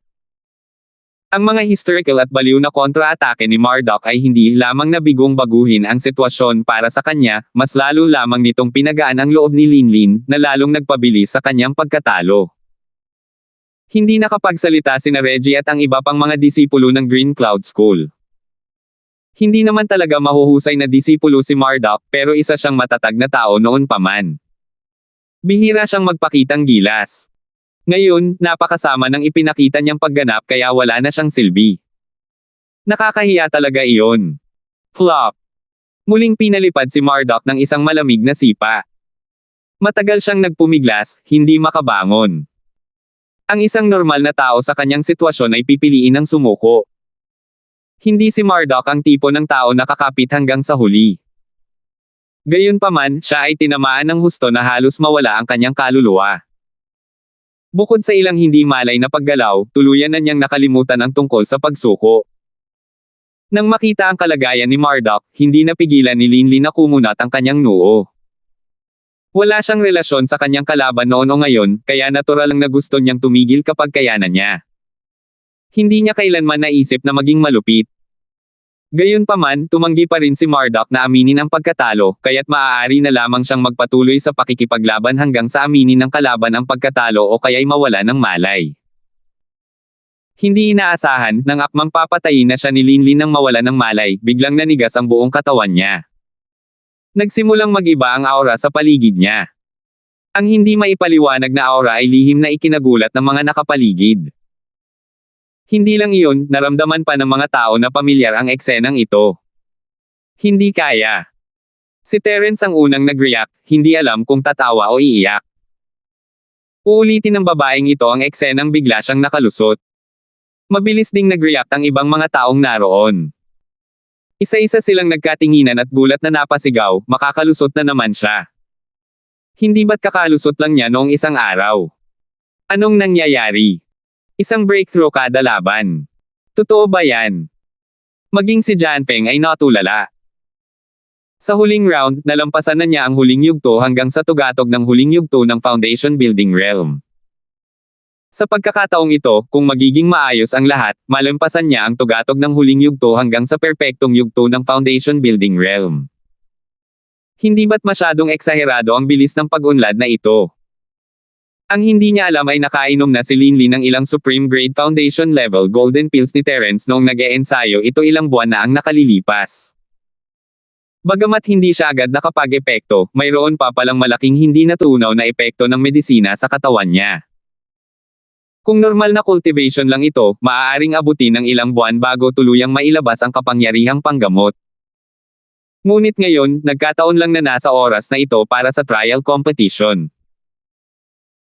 Dahil sa pagharap sa isang malakas na kalaban na kapareho ng antas, lalo na sa tensyonado na kapaligiran ng kompetisyon, ang asensya, chi, at espiritu ni Linlin ay na-adjust na lahat sa pinakamahusay na estado. Sa ganitong mga sitwasyon, madaling mailabas ang kapangyarihang panggamot ng maaga, at natural lang, ang isang tagumpay ay naging isang bagay na dapat gawin. Kaya naman nakamit niya ang isang maalamat na tagumpay at nakarating sa 2 antas sa loob ng 3 araw. Alam na alam ni Terence ang kwentong ito, pero hindi alam ng iba. Akala nila dahil lang iyon sa talento ni Linlin. Hindi lang siya isang henyo, isa siyang napakahenyo sa lahat ng henyo. Sa isang iglap, tumaas ng malaki ang katayuan ni Linlin sa puso ng lahat. Sa simula ay isa lamang siyang henyong disipulo na may kaunting katanyagan, ngunit ngayon, para na siyang si Tianyong, na may 1,000 espadang lumilipad sa ere. Siya ay naging isang napakahusay na figure na namumuno sa nakababatang henerasyon ng maliit na Jiangho noong sinaunang panahon. Ang proseso ng paglusot ay maaaring mahaba o maikli. Kung ito ay dahil lamang sa akumulasyon, marahil ay aabutin lamang ito ng isang kisap mata. Gayunpaman, si Linlin ay nakalusot sa pangalawang pagkakataon sa loob ng 3 araw. Gaano man kalaki ang naipon niyang kapangyarihang panggamot sa kanyang katawan, magiging mahirap para sa buong proseso ng paglusot na maging maayos. Tulad ngayon, ang aura sa buong katawan ni Linlin ay halatang hindi matatag. Sa hitsura nito, kahit na matagumpay siyang makalusot sa huli, kakailanganin pa rin ito ng mahabang panahon. Gayunpaman, hindi nagpakita ng anumang pagkadismaya ang mga tao. Isang pambihirang karanasan para sa kanila ang masaksihan ang sunod-sunod na tagumpay ni Linlin. Ito ang magiging pinakamagandang paksang ipagmamalaki sa hinaharap. Gayunpaman, habang naghihintay ang lahat, sa wakas ay bumalik sa dati ang natulalang si Marduk. Nang makita niya si Linlin na nakatayo hindi kalayuan sa kanya, hindi niya namamalayang gumanti siya, dahilan para maghiyawan ang mga tao sa gulat. Bastos! Kumislap ang mga mata ni Terence na may balak pumatay, aasikasuhin na sana niya ang kalat na ito, pero bago pa niya magawa, sumugod na si Reggie at pinalipad si Marduk gamit ang isang sampal. Anong ginagawa mo, Marshal Uncle Zin? Malungkot na sabi ni Janfeng. Matagal na niyang inaasahan na makakasagabal si Marduk sa tagumpay ni Linlin. Sa oras na iyon, hindi lamang hindi makakaakyat si Linlin sa susunod na antas, kundi makakaranas din siya ng matinding negatibong reaksyon. Kung hindi siya mapalad, maaari pa siyang mawalan ng buhay. Ito ay isang magandang pagkakataon na inaabangan niya, ngunit hindi niya kailanman inakalang masisira ito ni Reggie. Tulad ng nakikita mo. Ang ekspresyon ni Reggie ay lubhang hindi magandang tingnan sa sandaling ito. Kung pinahiya lang ni Marduk ang Green Cloud Sect ni Beidou dahil sa kakulangan nito ng lakas, ayos lang sana ito. Sa pinakamarami, kukutsain sana siya dahil sa kakulangan nito ng talento. Ngunit ngayon, nakagawa na talaga siya ng isang walang hiyang bagay. Hindi ito matitiis. Kung hindi siya kikilos at ang tagumpay ni Linlin ay maaantala ni Marduk, ang buong sekta ng Berdeng Ulap sa North Island ay mapapapako sa haligi ng kahihiyan, at sila ang magiging katatawanan ng buong maliit na Jiangho noong sinaunang panahon. Hindi lang iyon, masasaktan din niya si Terence. Pinaghihinalaan pa nga ni Reggie na kung hindi niya unang naitulak si Marduk, baka bangkay na ang lalaki ngayon. Tiyusin ng Marshall, kahit ikaw ang tiyusin ng Marshall na nangunguna sa koponan, ikaw rin ang tanging hurado ng kompetisyon. Nararapat ba namang himasok ka sa proseso ng kompetisyon ng lantaran? Pang-uuyam ni Jan Feng. Sa kanyang palagay, ito ay isang handa ng hawakan na ibinigay sa kanyang pintuan. Lumingon ang lahat kay Reggie. Bilang hukom, kailangan niyang panatilihin ang kanyang objektibo at neutral na paninindigan. Sa lohikal na pagsasalita, hanggat hindi pa tapos ang laban, walang sinuman, kasama na si Reggie, ang pinapayagang makialam. Gaano man kasuklam-suklam ang palihim na pag-atake ni Murdoch kapag nakakalusot na si Linlin, pinapayagan pa rin ito ng mga patakaran. Masyadong arbitraryo ang mga kilos ni Reggie. Tumingin si Reggie sa mga tao, at sa wakas ay napunta ang kanyang tingin kay Murdoch, na nawala ng malay dahil sa kanya. Malamig siyang sumangot. Huwag mong kalimutan, bukod sa dalawang pagkakakilanlan bilang martial uncle at judge ng grand competition, isa rin akong elder ng Chindian School ng North Island. Dinidisiplina ko lang ang mga disipulo ng sarili kong paaralan at hindi ko sinaktan ang interes ng sinuman. Mahalaga ba ito? 5,178. Ito. Nabulunan si Jan Feng at pinilit ang sarili na sabihin, foul pa rin yan. Sige. Kung ipipilit mo ito, pwede mo itong iulat sa sinaunang alyansa. Sinulyapan siya ni Reggie. Napamura na lamang si Jan Feng at iniwan ang bagay na iyon ng may sama ng loob. Kaya pa rin niyang panatilihin ang kahinaan ni Reggie, ngunit kahit iulat niya ito sa sinaunang alyansa, wala itong silbi. Dahil likas lamang ito sa tao. Bukod sa walang hiyang kasinungalingan ni Murdoch, ang mga ginawa ni Reggie ay isang masayang okasyon para sa lahat. Tiyak na hindi siya parurusahan ng sinaunang alyansa, kung hindi ay makikita itong paghihikayat sa mga walang hiyang ginawa ni sinungaling na Murdoch. Pagkaraan ng ilang sandali, sa wakas ay matagumpay na nakalusot si Linlin. Sa ilalim ng inggit na tingin ng karamihan, opisyal siyang nakarating sa perpektong kaharian ng pagtatatag ng foundation at naging isang figure na tunay na nangunguna sa lahat ng mga disipulo ng sinaunang alliance. Noong una ay mayroon siyang konstitusyon na nakakabasag ng yelo, at ngayon, isa na siyang alamat na umangat ng isang antas. Ngayon, maliban kina Tianyong at Jan Feng, wala nang iba pa sa mga disipulong naruroon ang maihahambing sa kanya. Kahit ang mga taong tulad ni Yubi ay maaaring bahagyang mas mababa sa kanya. Ito ay tunay na isang magandang kinabukasan. Binibining Linlin, lubos akong humihingi ng paumanhin sa nangyari ngayon lang. Humihingi ako ng paumanhin sa iyo sa ngalan ng Green Cloud School sa Beidao. Lumapit si Reggie sa kanya at yumuko ng malalim. Nagulat si Linlin. Sa sobrang pagtutok niya sa kanyang tagumpay ay hindi niya napansin ang maliliit na galaw ni Murdoch. Hindi niya alam kung ano ang nangyari pagkatapos noon. Sa wakas ay naintindihan na ni Linlin ang nangyari nang lumapit si Terence at nagpaliwanag sa mahinang boses. Marshal Uncle Zin, masyado kang mabait. Hindi mo kailangang humingi ng tawad sa akin. Sa totoo lang, ako ang dapat magpasalamat sa iyo ng maayos. Kahit ano paman, pinrotektahan mo ako. Kahit hindi kumilos si Reggie, hindi sana masasaktan ni Murdoch si Linlin, pinapanood naman siya ni Terence. Gayunpaman, malaking pabor ang ginawa ni Reggie sa kanya, at kahit ano pa ang maging konsiderasyon niya, si Linlin ang mas makikinabang dito. Masyadong magalang si Miss Linlin.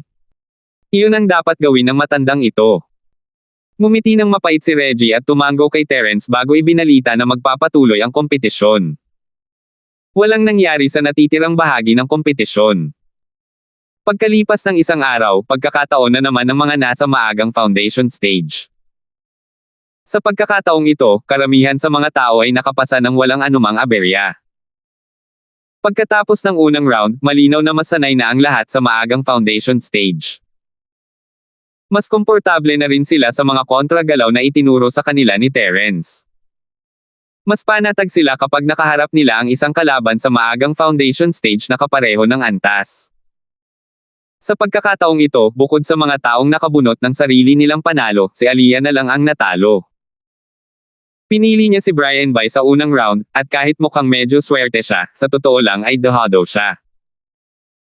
Kung ginawa niya ang lahat para makabawi sa unang round tulad ng iba, at hindi lang basta magpasikat, baka natalo na siya sa ikalawang round. Hindi naman ganoon kalakas ang kalaban niya, at ang tanging dahilan kung bakit siya natalo ay dahil hindi pa siya nasasanay sa pagiging nasa maagang foundation stage, kailangan pa niya magbayad ng mga bayarin sa paaralan. Pero hindi naman ito masama, pagkatapos ng pagkatalong ito, si Aliyah ay medyo nag-mature na. Kung ikukumpara sa tagumpay, ang pagkabigo ang palaging nagbibigay inspirasyon, lalo na para sa isang babaeng tulad ni Aliyah na hindi alam ang lawak ng langit at lupa. Ang karanasan ng pagkatalong ito ay mas mahalaga pa. Ngumiti si Terence kay Aliyah, na unang beses palang nagsimulang mag-ensayo. Mabuti ito, kahit gaano pa siya kalakas, hindi niya kayang panatilihin ang lahat sa ilalim ng kanyang pakpak habang buhay. Kung kahit ang pinakabatang si Aliyah ay magsisimulang mapagtanto ito, hindi rin magpapahuli ang iba. Tutal, kung hindi man lang nila siya matalo, nakakahiya, isa itong magandang sorpresa. Sa ikatlong round ng trial competition, ang bilang ng mga taong nagpalista para sa cross-level challenge ay wala pang kalahati ng ikalawang round, at 3 lamang ang kabuoang bilang. Sa oras na ito, lahat ay may pagkakaintindihan na sa isa't isa. Bukod sa pagkakaroon ng sapat na lakas upang magtagumpay sa isang hamon sa iba't ibang antas, mayroon ding isang napakahalagang kondisyon, iyon ay ang mabigla ang kalaban. Sa ganitong paraan lamang posible na mapabagsak ang mas malakas na kalaban sa isang hukay. Kung hindi, kung talagang alam nila ang pinagmulan ng isa't isa, ang maliit na pagkakataon na manalo ay mas magiging maliit pa. Dahil dito, maraming disipulo na padalos-dalos ang kusang tumahimik. Bagamat mas kaunti ang bilang ng mga tao, ang mga humamon na ito ay malinaw na naging mas malakas. Sa panahong ito, ang mga may lakas pa rin ng loob na manindigan at humamon ay natural na hindi magaling. Mayroong 3 tunggalian sa pagitan ng mga antas. Bagamat isa lamang sa kanila ang nagtagumpay sa huli, sa hitsura nito, ang dalawa pa ay pantay din ang laban. Ang tsansa ng dalawang kalaban na iyon na manalo ay hindi naman talaga mababa, ngunit sila ay pinalad lamang at kalaunan ay natalo. Hindi ko naramdaman noong una, pero ngayon tila napakalupit pala ng mga patakaran ng trial competition na ito. Bulalas ng isang disipulo ng sinaunang alliance, at bumantong hininga rin ang iba pang mga tao. Maging si Terence ay hindi napigil ang tumango. 6 na tao ang lumaban sa 3 tunggalian, ngunit isa lamang sa kanila ang nanalo sa cross-level challenge. Ang 5 pang iba ay wala sa magandang kondisyon. Hindi na kailangang banggitin pa kung sino ang natalo. Ayon sa mga patakaran, natalo na siya. Tungkol naman sa natitirang 4 na tao, bagamat hindi gaanong direkta ang resulta, dahil masyadong matindi ang labanan, bawat isa sa kanila ay malubhang nasugatan. Maliban na lang kung mayroon silang makapangyarihang bleta tulad ng Great Cyclic Pellet, hindi sila makakabangon agad. Kung magpapatuloy ito, hindi lamang sila hindi mananalo sa ikatlong round, kundi mapapahamak din sila sa ika-4 at ika-5 round. Kapag natalo sila sa lahat ng 3 round, natural na matatanggal sila. Sa loob lamang ng 3 round, 5 tao ang natanggal. Hindi kalabisan na sabihing malupit ang ganoong patakaran. Pinag-iisipan ng mabuti ng mga nakatataas sa sinaunang alliance ang mga patakarang ito. Ang mga disipulong kayang mapansin sa ilalim ng ganitong malupit na patakaran, anuman ang kanilang antas ng lakas, ay hindi magiging mahina at walang silbi, maliban na lang kung sila ay talagang mapalad. Pero para sa mga sinaunang pagsubok na puno ng mga pagkakataon, ang swerte ay bahagi rin ng lakas ng isang tao. Sa madaling salita, isa itong pagkakataon. Pagkatapos ng cross-stage challenge, oras na para magbunot ng loto para sa pinakahihintay na labanan sa pagitan ng mga perpektong disipulo ng foundation. 5,179.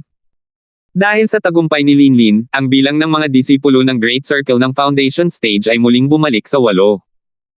Siyempre, pansamantala lamang ito.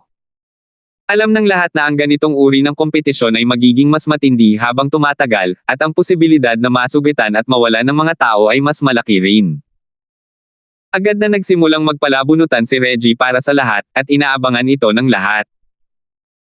Kasama sina Terence, Janpeng, at Linlin, ang tatlong sikat na tao, pati na rin si Yubi at ang iba pang malalakas na pinuno ng iba't ibang sekta, ito ay isang labanan sa pagitan ng mga tagapagtanggol ng Foundation Stage. Maraming dapat panoorin, at walang gustong palampasin ito. Sa grupong ito, lahat ay inaabangan ang laban sa pagitan nina Terence at Janfeng. Sa kasamaang palad, hindi natugunan ng bunutan ang kagustuhan ng lahat, ngunit hindi naman gaanong nakakadismaya ang resulta, dahil ang kalaban ni Janfeng sa pagkakataong ito ay si Linlin, nakaka-graduate lang. Nakakatuwa, talagang nakakatuwa. Pareho silang mga henyong disipulo ng Snow Sword Sect, at may suman sila ng loob sa isa't isa. Ito ang panloob na digmaan ng Snow Sword Sect. Agad na nagpakita ng tuwa ang lahat. Sila ang mga tipikal na manunood na walang pakialam sa drama. Gayunpaman, para kay Linlin, ang resulta ng bunutan ay hindi ganoon kasaya. Bilang mga kapwa-disipulo, pamilyar siya sa lakas ni Janfeng. Bagamat magkapantay na sila ngayon ng pangalan, kaka-rating lang niya sa perpektong kaharian ng pagtatayo ng pundasyon. Malinaw na wala siya sa parehong antas ni Janfeng. Malamang na magtatapos ng masama ang labanang ito para sa kanya. Linlin, dapat handa kang aminin ang pagkatalo. Hindi mo inaasahan ang lakas ng lalaking ito. Lumayo si Terence sa gilid at bumulong. Anong ibig mong sabihin? Nagulat si Linlin, hindi niya inakalang magiging magandang laban ito, pero mayroon siyang konstitusyon na nakakabasag ng yelo. Hindi naman sa wala siyang pagkakataong manalo laban kay Janfeng, na isa ring ganap na foundation sa Foundation Stage. Mabuti na lang at may pagkakataon pa siyang lumaban, pero sinasabi ni Terence na siguradong matatalo siya. May hindi pa ako nagsasabi sa iyo. Ang kasalukuyang lakas ni Janfeng ay wala sa katog ng Foundation Stage, kundi sa maagang yugto ng Golden Core Stage, sabi ni Terence. Maagang yugto ng Ores Core. Natigilan si Linlin. Kung ang kabilang partido ay isang perpektong tagapagtanggol ng pundasyon, magkakaroon siya ng pagkakataon. Ngunit bilang isang maagang tagapagtanggol ng gininto ang core, wala siyang pagkakataon. Mabilis niyang hininaan ang kanyang boses at gulat na sinabi, paano siya magiging isang maagang gintong core realm? Ang hirap ng pagpasok sa Golden Core ay mas mahirap kaysa sa pagpasok sa Foundation Stage. Kahit na may mga kondisyon ng spiritual energy ang mga Transfer Island, kailangan pa rin ng Golden Core o Golden Core. Gayunpaman, ang Golden Core o Golden Core ay magagawa lamang pagkatapos makapasa sa special test ng sect at pagkatapos ay mapag-usapan at maaprubahan ng mga elder. Ngunit malinaw na hindi nakapasa si Janfeng sa test, kaya paano siya magkakaroon ng Golden Core o Golden Core? Ito ay dahil pinagtaksilan niya ang sekta ng Snow Sword at palihim na sumali sa Central. Kinuha niya ang elixir na ibinigay ng Central, kaya naman nabawi niya ang kanyang dantian at mga meridian. Kasabay nito, ang kanyang lakas ay tumaas din ng malaki, mula sa perpektong yugto ng pagtatatag ng foundation hanggang sa maagang yugto ng Golden Core, paliwanag ni Terence. Hindi niya sinabi kahit kanino ang tungkol dito upang maiwasan ang hindi kinakailangang chismis, ngunit wala siyang ibang nagawa kundi gawin ito sa harap ni Linlin. Ano? Hindi masabi ang gulat ni Linlin. Noon pa man ay iginigi na isa itong taksil na disipulo ni Janfeng, hindi niya kailanman inisip na ito pala ang tunay na taksil. Huwag mo munang sabihin kahit kanino ang tungkol dito. Magkunwari ka na lang na wala kang alam. Ipapaliwanag ko sa iyo ang iba pa mamaya. May sarili akong plano, sabi ni Terence. Matagal na natigilan si Linlin bago niya tuluyang natunaw ang nakakagulat na kwentong ito. Huminga siya ng malalim at tumango ng malalim. Alam ko. At dapat ka ring mag-ingat. Hindi mabuting tao itong si Janfeng. Tiyak na sasamantalahin niya ang pagkakataon para bigyan ka ng matinding suntok mamaya, at baka direkta ka pang kitilin. Kaya huwag mong pilitin ang sarili mo. Kung hindi maganda ang sitwasyon, dapat mong aminin agad ang pagkatalo, naiintindihan mo. Seryosong sabi ni Terence.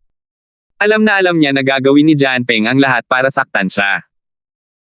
Matagal na niyang sinusubukang hikayatin ang mga tao na patayin sina Amara at ang iba pa, at kahit hindi siya nagtagumpay, hindi siya sumuko. Ngayon na nagkaroon na siya ng pagkakataong harapin si Linlin, hinding-hindi siya susuko. Huwag kang mag-alala, alam ko ang ginagawa ko, malamig niyang sabi at tumango. Hoy, ano na naman ang binabalak ninyong dalawa? Pwede na ba tayong magsimula? Sigaw ni Jianfeng mula sa malayo. Sa wakas, nagkaroon na siya ng pagkakataong maalis si Linlin gamit ang sarili niyang mga kamay. Binabantayan siya ng langit, hindi na siya makapaghintay pa. Nagkatinginan sina Linlin at Terence at pumasok sa arena, kalmado ang ekspresyon ng mukha, pakiusap, sabi niya. Oo naman, kahit pareho tayong mga disipulo ng sekta ng Snow Sword, hindi pa talaga tayo talaga lumaban noon. Malamig na tumawa si Jianfeng. Natural lang ito. Gaano man kataas ang pagtingin kay Linlin ng mga nakatataas sa sekta, napakababa pa rin ang kanyang lakas. Bago siya lumabas sa secular na mundo para magsanay, nasa maagang yugto pa lamang siya ng foundation building realm. Sa kabilang banda, si Jianfeng ay nasa tugatog ng foundation building realm. Ang kanilang lakas ay nasa ibang antas. Natural, walang dahilan para makipagkompetensya sa isa't isa. Ano naman? Malamig niya itong tiningnan. Kung gayon, gamitin natin ang pagkakataong ito para maranasan ng iyong nakatatandang kapatid ang iyong nakakabasag yelong pangangatawan. Sana'y hindi mo ako masyadong bibiguin, sabi ni Jianfeng sa mapangutyang tono. Kung noon pa man, medyo matatakot pa rin siya kay Linlin, na isang perpektong tagapagtatanim ng pundasyon, ngunit ibang-iba na ito ngayon. Ganito rin sa iyo. Kalmado lang ang ekspresyon ni Linlin gaya ng dati. Sa paningin ng iba, pinipigilan niya ang kanyang lakas para talunin si Jianfeng. Kahit si Jianfeng ay naloko. Malamig siyang tumawa sa kanyang puso. Ipapatikim ko sa iyo kung ano ang kawalan ng pag-asa mamaya. Matapos ang anunsyo ni Reggie, opisyal nang nagsimula ang labanan sa pagitan nilang dalawa. Gayunpaman, laking gulat ng lahat nang hindi naging kasing explosibo ng inaasahan ang kapaligiran. Hindi gumawa ng anumang padalos-dalos na kilos sina Jianfeng o Linlin. Pinili nilang dalawa na magagawa ng isa't isa. Umasa si Jianfeng sa kanyang kalamangan sa labis na lakas, kaya hindi mahalaga kung siya ang unang umatake o huli. Gayunpaman, ayaw niyang ilantad ang kanyang lakas sa maagang yugto ng Jiedan maliban na lang kung ito ang huling paraan. Kaya naman, pinili niya ang estratehiyang ito upang pilitin si Linlin na unang umatake, at pagkatapos ay maghintay ng pagkakataong makaganti. Mas may karanasan ang lalaking ito. Hindi napigilan ni Terence ang pagtataas ng kilay. Kung ito ang dating Jianfeng, tiyak na magiging agresibo siya at gagawa ng unang hakbang. Gayunpaman, matapos maparalisa ng 2 beses, hindi lamang nagbago ang kanyang lakas, kundi pati ang kanyang puso ay nagbago ng malaki. Mayroon na siyang ganap na kalamangan sa lakas, at ngayon ay ginamit niya ang tila konserbatibo ngunit talagang labis na mapang-ipang estratehiya, na lalong nagpahirap sa kanya. 5,200. Dahil sa sitwasyong ito, bahagyang napakunot ang noo ni Linlin. Plano rin niyang umatras para makaabante. Tutal, nasa disbentaha ang kanyang lakas, na siyang pinakamakatwirang pagpipilian para sa kanya. Gayunpaman, hindi niya inaasahan na makakapagpigil si Jianfeng ng galit. Ang tahimik na komprontasyon ay naging dahilan upang biglang maging mapurol at tensyonado ang kapaligiran. Kung medyo kulang ang pagpipigil sa sarili, kahit ang isang simpleng manunood ay masasakal, lalo na ang 2 taong nasa komprontasyon. Habang tumatagal ang komprontasyon, mas tumitindi ang pressure. Kapag umabot na ito sa isang punto, maaari pang ang durugan ng buhay ang mga tao ng pressure na ito. Sa huli, mawawalan pa sila ng lakas ng loob na umatake at magiging isang tunay na sandata na kayang talunin ang kalaban ng hindi lumalaban. Siyempre, tiyak na hindi ito ang plano ni Jianfeng. Hindi lang tagumpay ang gusto niya, kundi pati na rin ang buhay ni Linlin. Kung talagang pipilitin niya si Linlin na aminin ang pagkatalo, ito ay magiging isang ganap na pagkatalo para sa kanya. Sa wakas, matapos ang oras na kinakailangan para masunog ang isang patpat ng insenso, si Linlin ang gumawa ng unang hakbang. 1 hakbang, 2 hakbang, 3 hakbang. Sa bawat hakbang niya, biglang tumaas ang bilis niya ng isang ang-ang. Pagkatapos ng 10 hakbang, hindi lang ang bilis niya ang tumaas ng husto, kundi pati ang aura niya ay tumaas din sa sukdulan. Matalino. Nagningning ang mga mata ni Reggie. Hindi alam ng iba ang nangyayari, ngunit naiintindihan niya ang mas malalim na kahulugan. Tumango si Terence. Matalino si Linlin. Hindi maganda para sa kanya ang komprontasyon ngayon. Dahil sa pagkakaiba ng lakas, hindi na siya maaaring maging mas matyaga pa kay Janfeng. Sa halip, pinahina niya ang kanyang espiritu at kumpiyansa, na siyang pinakamahalagang bagay sa kanyang buhay. Natalo siya bago pa man siya makakilos. Sino mang may matalinong mata ay makakakita ng mga kalamangan at kahinaan nito, at natural lamang na alam ito ni Linlin mismo. Gayunpaman, ito ang kanyang itinakdang estratehiya, at hindi niya maaaring sirain ang kanyang sariling porma sayon sa sandaling magsimula ang labanan. Kaya naman, wala siyang ibang magawa kundi ang ihanda ang sarili at patuloy na harapin si Janfeng. Nang marating niya ang limitasyon ng oras na kailangan para masunog ang isang patpat ng insenso, hindi siya padalos-dalos na gumawa ng unang hakbang. Sa halip, naisip niya ang paraan ng muling pagsasama-sama. Sa loob lamang ng 10 hakbang, nabawi niya ang kanyang tugatog na momentum sa labanan kasama ang kanyang kalaban. Hindi basta-basta nagagawa ito ni Linlin sa ilalim ng napakalaking pressure. Magiging isang himala kung may iba pang hindi agad-agad na mabibigo, tulad ni Marduk na nagpakita ng kanyang mukha sa nakaraang round. Kakaiba ka talaga. Nagulat din si Janfeng, pero nang aasar siyang ngumiti, kahit na, isa pa rin itong sasamba na sinusubukang pigilan ang isang karwahe. Maaari mo ba itong harangan? Tiyak na kapansin-pansin ang pagganap ni Linlin, ngunit hindi nito binago ang katotohanan na napilitan siyang gumawa ng hakbang. Sa estratehiya pa lamang, nasa isang pasibong posisyon na siya. Laban sa isang kalaban na tulad ni Janfeng, malinaw na hindi makatutuhan ang unang umatake. Kahit na nakabawi na si Linlin sa kanyang pinakamahusay na kondisyon, ang kanyang sunod-sunod na mga pag-atake ay hindi kailanman nagawang saktan si Janfeng. Hindi na kinailangang bunutin ni Janfeng ang kanyang espada at madali na niyang naiwasan ang lahat ng kanyang mga suntok at sipa. Ito ay isang malaking kaibahan sa nakaraang labanan sa pagitan ni Linlin at Marduk. Ang parehong atake ay nag-iwan kay Marduk na hingal hanggang sa tuluyan siyang matalo. Ngunit ngayon, nang gamitin ito kay Janfeng, hindi na ito nagdulot ng anumang banta. Ito ang malaking pagkakaiba sa lakas. Pinuri ka bilang isang Diyos. Iyon lang ba ang mayroon ka? Hindi ba't nakakadismaya iyon? Nakangising sabi ni Janfeng. Hindi siya pinansin ni Linlin at nagpatuloy sa pag-atake. Kahit alam niyang hindi niya masasaktan ang kanyang kalaban, wala siyang kahit kaunting balak na sumuko. Alam ko, gusto niyang bumuo ng anyong nyebe. Sa wakas, may isang tao sa mga manunood ang nakapansin sa nangyayari. Ang sunod-sunod na pag-iwas gamit ang espada ng nyebe ay natural at walang pigil, ngunit kasabay nito, nagbigay din ito kay Linlin ng pagkakataong madaling mabuo ang kanyang puwersa ng nyebe. Pagkatapos ng nakaraang 2 round ng kompetisyon, ang lakas ng puwersa ng nyebe ay matagal nang nag-iwan ng malalim na impresyon sa mga manunood. Bobo ka ba? Ano ang silbi ng pagbuo ng snow formation sa harap ng snow sword? Agad na tugon ng isang tao.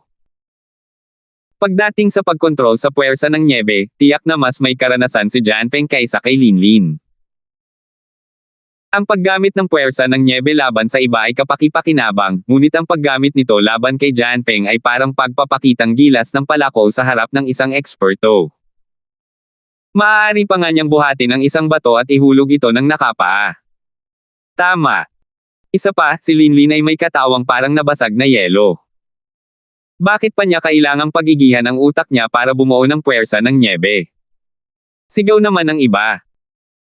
Tutal, pagdating sa mga epektong naghihigpit, ang katawang nakakabasag ng yelo ay mas kakaiba kaysa sa nyebe, at mas mahirap itong bantayan. Kung talagang ginawa iyon ni Linlin, mapapapabayaan niya ang mga mahahalagang bagay at hahabulin ang mga mahahalagang bagay. Hindi niya gagawin ang ganoong kawalang saysay at katangahang bagay. Pero kung hindi naman para sa paghubog ng tindig na parang nyebe, ano na ang ginagawa niya ngayon? Baka naman nagpupumiglas lang siya ng walang kabuluhan. Naguluhan ang lahat. Hindi nila alam ang tunay na lakas ni Janfeng. Sa kanilang palagay, kahit kaka-excel lang ni Linlin, isa pa rin siyang henyo na may pangangatawan na malakas ang dating. Bukod dito, nakagawa rin siya ng isang maalamat na tagumpay, kaya malamang ay kapantay lang siya ni Jianfeng.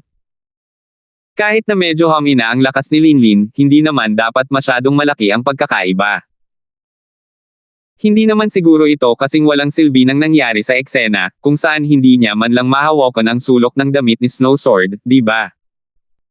Walang maniniwala sa ganoong bagay, maliban kay Jianfeng mismo.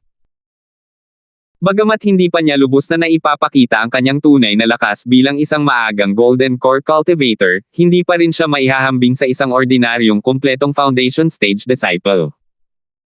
Ito ay higit pa sa sapat upang harapin ang atake ni Linlin. Ganoon na lang, umatake si Linlin ng 20 sunod-sunod na galaw, ngunit hindi pa rin natatamaan ang Snow Sword. Nang akala ng lahat ay patuloy siyang iiwasan ng ganito, bigla niyang hinugot ang kanyang Snow Sword at ginamit ang signature Snow Kill style ng Snow Sword Sect. Ano? Nagbago ang ekspresyon ni Reggie. Bagamat hindi pa nagagamit ni Jianfeng ang kanyang maagang lakas ng Aura Score, at walang ibang naruroon ang nakapansin ng kakaiba, si Reggie ay isang eksperto sa maagang yugto ng Aura Score. May napansin siyang kakaiba, ngunit hindi siya makapag-react sa tamang oras. Ang lalaking ito ay talagang puno ng kumpiyansa. Tumawa si Terence at umiling. Ang galaw ni Jianfeng na pamatay niebe ay talagang napakabilis. Kung pag-uusapan ng lakas, isa ito sa pinakamahusay sa Peak Foundation Stage. Hindi ito kayang harangan ng isang normal na tao, ngunit si Linlin ang kalaban niya. Isa ba itong normal na kalaban? Totoo nga, ipinakita ni Jianfeng ang kanyang balak pumatay sa sandaling iyon, ngunit tila handa na si Linlin para dito at umatras na bago pa man siya umatake. Bahagyang natigilan si Jianfeng at tila medyo nagulat. Ang estilo ng pagpatay sa niebe ay isang galaw na madaling nagbunyag ng mga kapintasan, at ang kanyang panandaliang pagkatulala ay lalong nagpalinaw sa kapintasang ito. Magandang pagkakataon ito. Nagliwanag ang mga mata ng mga manunood. Gayunpaman, nang akala ng lahat ay sasamantalahin ni Linlin ang pagkakataong habulin siya, muling hindi inaasahan ang desisyon ni Linlin. Nanatili siyang hindi natinag. Salamat po at sinamahan ninyo ako, ingat lagi mga master.